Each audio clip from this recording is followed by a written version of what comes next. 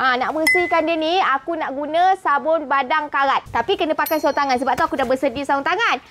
Seperti biasa, kau kena ikut sukatan yang telah ditetapkan oleh pihak sabun badang. So, kau ambil ni, kau spray.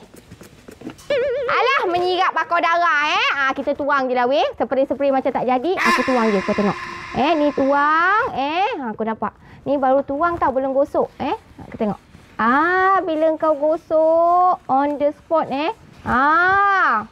yang ini selepas, yang ni sebelum kita siram air. Aku tunjuk kat korang. 1, 2, 3. Nampak tak? Yang ini belum hilang, yang ini dah hilang. So, kalau korang nak guna sabun badang karat ni, pastikan korang ikut sukatan dia. Tapi kalau penggunaan luar, kau boleh tuang saja tau. Kau tuang je, insya-Allah lah. Kau tonyoh-tonyoh sikit, dia terus bersih macam baru disimen. Dekat mana-mana bahagian yang berkarat, korang boleh guna sabun badang karat ni.